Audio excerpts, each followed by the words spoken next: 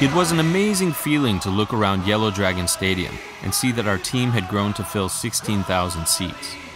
It was hard to believe that this was the same Chinese internet company I joined 10 years earlier, just as it moved out of a small apartment.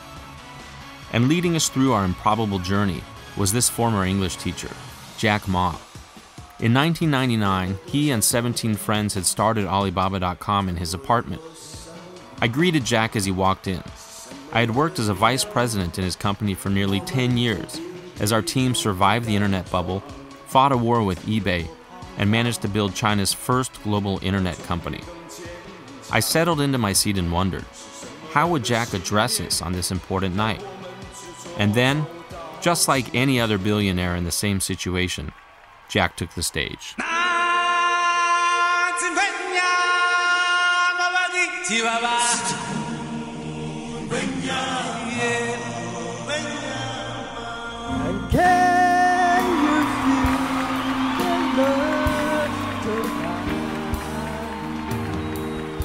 Well, it may not have been typical for a company chairman, but it wasn't surprising coming from Jack. People outside the company assumed he was crazy, but those of us inside the company knew better. This is the story, in my own words and in the most honest way possible, of what I saw and what I learned from a teacher, his dream, and his country.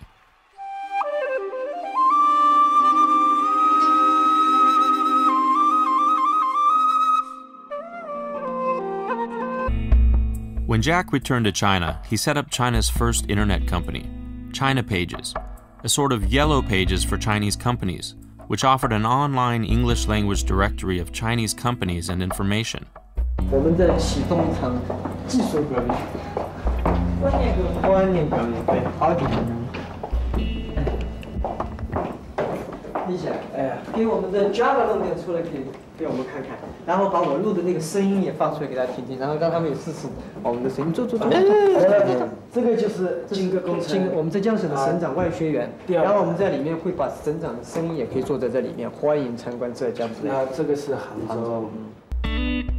With his website up and running, Jack set out to find companies to advertise on his site.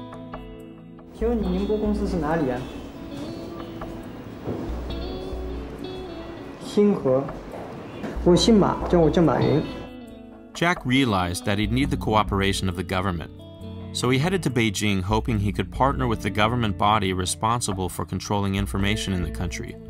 But China's media and communications were strictly controlled. It meant partnering with the government on something as new as the internet was no small challenge.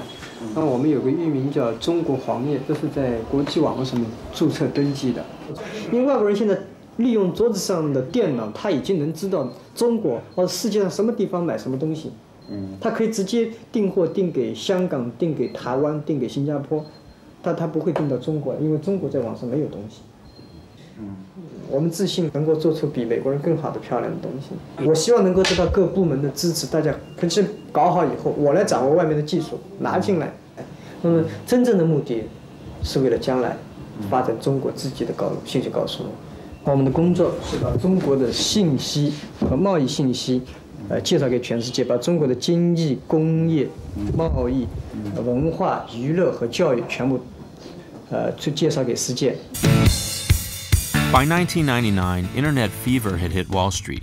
Each day saw a new company go public on NASDAQ, minting thousands of fresh millionaires. And among the dot-coms, e-commerce companies were the market darlings. Consumer marketplaces like eBay and Amazon were soon followed by business-to-business or B2B marketplaces like VerticalNet, Ariba, and Commerce One. They promised to bring the world's businesses online, and their initial public offerings, or IPOs, made them worth billions of dollars. Their success inspired hundreds of new business marketplaces, led by entrepreneurs with one thing in common: dreams of cashing out with a big IPO. Far away from Silicon Valley, Jack was working in an e-commerce division of a government ministry. But as small businesses began to connect to the internet, Jack decided it was time to try again. So he gathered 17 friends in his apartment and laid out a plan to compete with the US internet titans. They built their own global business marketplace and named it Alibaba.com, hoping small businesses would use the site to say open sesame to global trade. 我95年的时候，我记得我做出的决定，我自己跟自己讲，我可能改变了自己一辈子所从事的事业。而今天，我想把大家请过来，跟大家共同探讨以后至少5年、10年我们要做的事情。那么阿里巴巴我们将做成怎么样？我想，从黄页的时候我就提过，黄页所要瞄准的对象不是国内战略，而是国际战略。我们所有的竞争对手不在于中国，而在于美国的硅谷。如果说第一，我们把阿里巴巴定位，就把它作为国际站点，我们不要把它定位是国内站点。第二个呢，我想就是我们要学会硅谷人的一种拼劲。如果说我们是早上8点钟下班，8点钟上班，5点钟下班，这个不是搞高科技啊，这个绝对不是我们阿里巴巴能成功。如果说我们有这种精神，反正我上班了，8点钟上班，5点钟就下班了 ，OK， 赶紧去其他地方。人家美国人强就强他的硬件，强就强他的系统建设，这一方面确实比你糟。但是玩信息玩软的，中国人的脑袋绝不比别人差。我们在座的所有的人的脑袋绝不比任何人差。这就是我们敢跟美国人斗的一些东西，我们绝对敢斗。如果我们是好的 team、好的团队，我们自己知道我们想做什么，我们想干些什么的时候，我相信我们是可以以一当十。我们能够赢政府机构，我们能够赢其他很多的民营企业、大的这种企业的是什么？凭的是我们的精神、我们的意识、我们的创新概念，以及我们这种拼劲才能去斗。否则的话，跟他们有什么区别呢？谁都知道，Internet 是个泡沫。我刚才讲的危机感就是Internet这个泡沫现在越来，什么时候破？然后呢，把股票掉了，eBay 股票会涨。那么有一天eBay股票涨了以后，可能阿里巴巴社区的股票涨，所以不要担心。我觉得 Internet 这个梦不会破，这个泡沫不会破。我们为后面的3、5年所付出的代价是非常惨重。只有这样的惨重的代价，才会赢得我们未来的取得的成功。那么目标是2002年，阿里巴巴上市。企业家西雅图，他今天讲我有微软，我有波音。纽约，他今天说我有 IBM。我们希望有一天我们杭州人，当然要我们很争气说我们有阿里巴巴。我坚信技术是为人服务的，而不是人为技术服务。如果人为技术服务的话，那么这家公司可能真的是要走下坡。As I listened to Jack's speeches, I began to get concerned. Jack was being hailed as some sort of a management guru, but Alibaba hadn't even brought in $1 of revenue. We were high on a pedestal with no foundation. And inside the company, there was increasing chaos. The organization had expanded too quickly, and there was a growing division between the Chinese and international management teams. We were losing our way. Before long, Jack was forced to call a meeting to address the growing turmoil. 其实我们最近犯了一系列的错误，就是我们违背了当时自己在1年以前定的方向。我们不应该为投资者而去设计我们的产品，我们应该为我们的客户去设计我们的产品。客户需要什么 ，member 需要什么，而不是投资者需要什么，而不是外面的新闻记者需要什么。很多北京的媒体骂我是狂人和疯子，这人说话乱说。但是我说实在，今天以后你们记住啊，没办法，阿里巴巴要想赚一点广告费回来，我们只能乱说、狂说。不这么说，人家觉得人家说的话都一样的，有什么好听的？公司另外一个重大的决定是阿里巴巴 .com 全面迁往美国啊，把 custom service、additive 留在中国 ，engineering、production 全部是在美国生产。所以为了主要这个战略目标是，我们要把阿里巴巴 .com 建成世界一流站点。That's the decision we have to do。也许决策是错误的，但是我永远记住一点 ：a wrong decision is better than no decision at the internet time。Jack's announcement that we would move our English website operations to Silicon Valley was meant to catapult Alibaba into becoming a truly global website. But the move only worsened the organizational chaos in the company. Teams in the US and China fought for territory, and we became a two-headed monster. In a matter of months, Jack reversed the decision, and I was asked to travel to the US office with Jack to help announce a series of layoffs. Jack gave a speech apologizing to the US team for the mistakes that had been made. Then, one by one, I called staff into a room to let them know they were being let go. An office that had earlier been filled with life and hope now felt like an abandoned ghost town. As I flew back to China, I wondered what this meant for our company. We were still burning through cash. We had not made a single penny of revenue. At the same time, we were making claims as bold as any internet company. Back in China, as I rode through town in a taxi, I got a call from Jack. His voice was shaky, and I'd never heard him so distressed. He told me that he'd received angry calls from laid-off staff. Then he asked me if I thought he was a good person. I tried my best to reassure him that he'd done the right thing, that laying off staff today would allow us to grow in the future. But I could sense his confidence was shaken, and I wondered, if Jack lost his confidence, who would be left to encourage us? By 2001, the internet industry was up in flames, and Alibaba was beginning to pay the price for making such bold promises. The same media that had showered us with praise were now predicting our demise. To save money, we laid off nearly our entire international staff, eliminated our advertising budget, and brought our operations back to China. Still, we were burning through money and searching for a source of revenues. Our most pressing concern was to add some stability to our organization, so we hired Savio Kwan, a management veteran with 25 years of experience, to serve as our chief operating officer. Savio was quick to ring the alarm bells and made clear that we had to generate revenues to survive.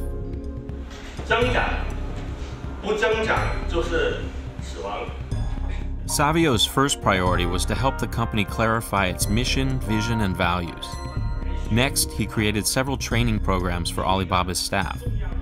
Having someone on board with experience stabilized the company, and managers passed along what they learned to their colleagues. But despite order coming to the company, we were still losing money, and the funds we had raised from investors were quickly running out. In 2001, we discovered something which gave us hope. We found that customers were offering to pay as much as $5,000 to appear higher in Alibaba's search results. So we launched a paid service which allowed exporters to build a premium storefront on Alibaba's international site. To promote the service, we set out on a national roadshow, meeting customers in cities along China's east coast. The formula was simple. Jack would offer a speech about Alibaba and the future of e-commerce. I would give an introduction to Alibaba's overseas activities, and our sales team would follow up. As our roadshow gained momentum, the number of attendees increased, and the presentations got more sophisticated. One by one, we were persuading Chinese business people to move their businesses online. But even as our customer base grew, our cash in the bank was dangerously low. We had cut our marketing budget to zero and needed to save money on salary and headcount. So I proposed to Jack that I take a year off to pursue a dream I had to travel around the world. And if Alibaba survived the internet winter, I'd come back for half the pay. Before I left, I attended the company Christmas party. It had been a tough year. We tried to make the best of the situation, performing skits and singing songs. But as I looked around the room, I wondered, would Alibaba still be around when I came back? Yeah. Jack laid out his thinking on how we'd compete with eBay. In order to battle eBay's superior firepower and unlimited resources, we would have to pull them into a guerrilla battle. And for a team which had grown up studying the combat tactics of Mao's Red Army, a guerrilla strategy came naturally. Our first move would be to publicly declare war on eBay. The resulting media coverage would bring attention to Taobao and allow us to piggyback off of eBay's well-funded advertising campaign. Jack set a few ground rules, stressing that we could make no personal attacks on Meg Whitman and would not play the nationalism card. But we would argue that eBay's US model did not fit the China market. And to show we were serious, we would have to take our fight to the US. Jack and I traveled to Silicon Valley and New York, meeting with journalists in each city. We encountered a skeptical audience. Now let's turn our attention to e-commerce in China. Jack Ma is founder and CEO of Alibaba. He is in New York to be a panelist for a conference on business in Asia. And you're facing competition from eBay's Chinese language site, hnet.com. How are you going to grow in the face of an established company like eBay coming out with its Chinese language site? Actually, eBay and our C2C site Taobao, we just had fierce competition last 13 months, and we beat them on the traffic of product listings and memberships. Well, we think they have a tough time. Despite the media's skepticism, we accomplished our mission of engaging eBay in a war of words, and the buzz of our David and Goliath story grew in China. The most important part of our strategy was to build a website that better fit the China market. And in developing our websites, the two companies pursued very different strategies. eBay moved to link its China site with its global platform, discontinuing features that were popular with Chinese users. Taobao built a website customized for the China market, adding features to help users build trust and make friends online. The website was infused with a softer and more human touch that appealed to China's youth. To eBay's Western managers, Taobao probably seemed too cute and flashy. But Taobao appealed to a new generation in China that used the internet with a certain innocence and optimism that eBay failed to appreciate. 淘宝的微笑刷新每天的奇迹，天天互联对面的你我，新的连接拉近着我们距离，我就在此刻更加爱上你。听我说，淘宝网连接你和我，创造幸福的生活。The website included locally popular features such as live chat and message boards, which encouraged members to build relationships and community. The result was that online shoppers were joining Taobao more quickly, while eBay sellers began to pull up stakes and move to Taobao. As the encouraging results came in, the team took time to celebrate. 我们做到了我们今年的目标，而且这一段时间非常多的好的数据都非常多。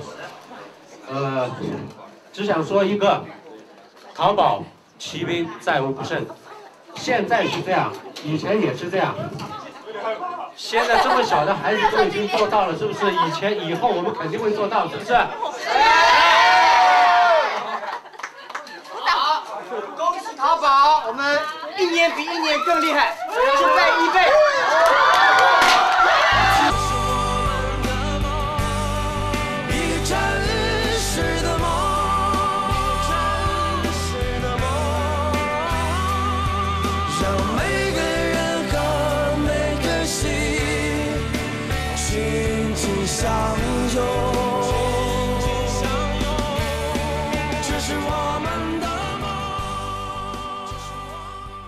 为今天晚上，我大概准备了10年。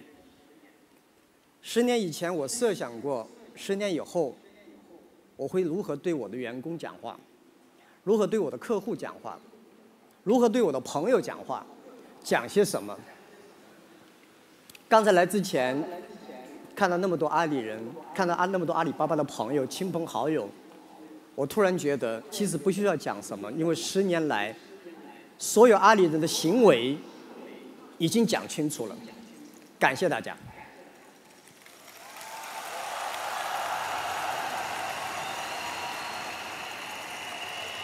10年以前，在我的家里，我还有其他的17位的同事，刚才的创业者们，我们描绘了一个图，我们认为中国互联网会怎么发展，中国电子商务会怎么发展，我们讲了2个小时。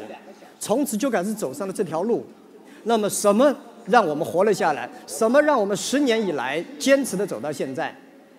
这些问题我们一直在思考。今天呢，我想在这儿跟所有的阿里人、阿里的亲朋好友分享一下。我认为我们是一个非常幸运的公司。我们幸运生活在这个时代，我们幸运生活在互联网的时代，我们幸运生活在中国。今天我们刚刚开始，后面的路还非常之长。来到阿里巴巴不是为了份工作，是为了个梦想，是为了份事业。让华尔街所有的投资骂我们吧，我们坚持客户第一，员工第二，股东第三。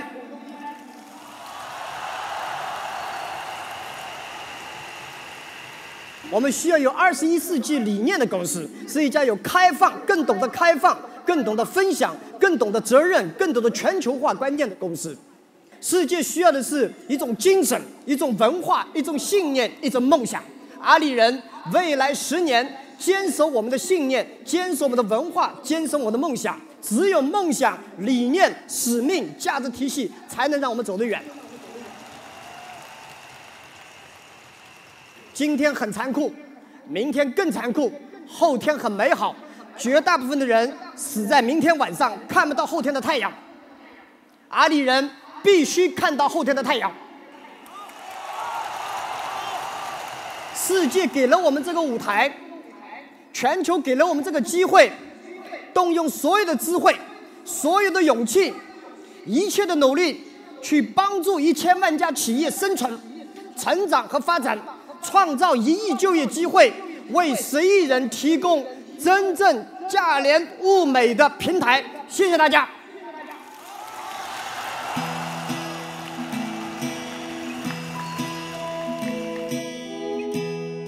As the evening came to a close, I reflected on my time at Alibaba and all that I'd seen over the previous 10 years.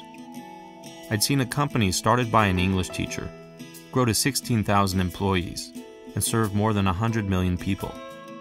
And I'd seen a group of ordinary people that even I had underestimated come together as a team to build something they believed could change the world.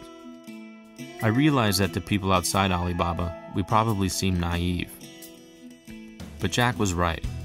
Alibaba was more than just a company. It was a dream for which we'd fought and struggled, laughed and cried.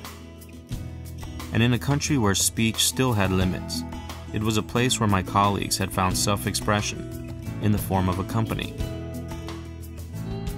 My own time at Alibaba had come to an end, but I knew the story would continue.